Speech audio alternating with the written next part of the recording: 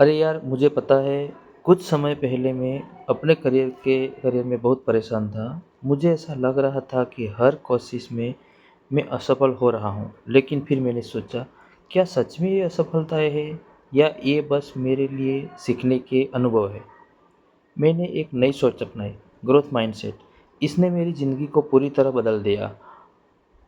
जब भी मैं किसी चुनौती का सामना करता हूँ, मैं खुद से कहता हूँ, ठीक है, ये एक नया अनुभव है, मैं इसे सीखने के तरीके के रूप में देखूंगा। मेरे जैसे लोग जो असफलता के डर से बचते हैं, उन्हें इस माइंडसेट को अपनाना चाहिए, खासकर जब बात सेहत और कल्याण की हो। मैंने अपने स्वास्थ्य को सुधारने के लिए भी इस सोच का इस्तेमाल किया। जब मैं जिम जाता था तो कभी कभी मेरा मन नहीं करता था, लेकिन अब मैं सोचता हूँ, बिल्कुल यह एक चुनौती है। अगर मैं इसे पार कर लूँगा तो मैं मजबूत बनूँगा। अगर कोई वर्कआउट सही सही नहीं होता तो मैं उसे असफलता नहीं मानता, बल्कि मैं अपने अगले वर्कआउट में और बेहतर करने का प्रयास करता हूँ।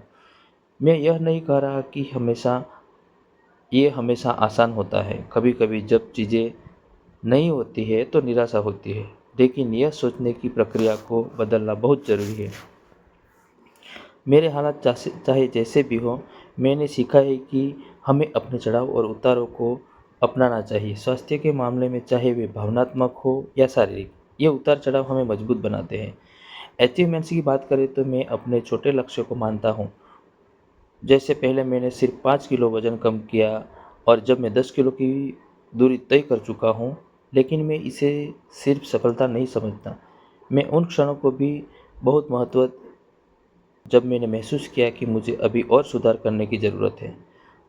तो यार, अगर तुझे भी अपनी ज़िंदगी में ग्रोथ माइंडसेट अपनाना है तो बस इतना याद रख, फेलियर फेलियर को सीखने के अनुभव के रूप में लो।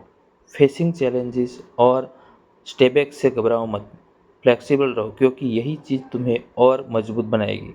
अंत में हमेशा याद रखो, जो हमारी ग्रोथ का कारण बनता है वही हमारे सबसे बड़े अचीवमेंट में से एक है। चल, अब थोड़ी और चाय पीते हैं और अगले लक्ष्य की तरफ बढ़ते हैं।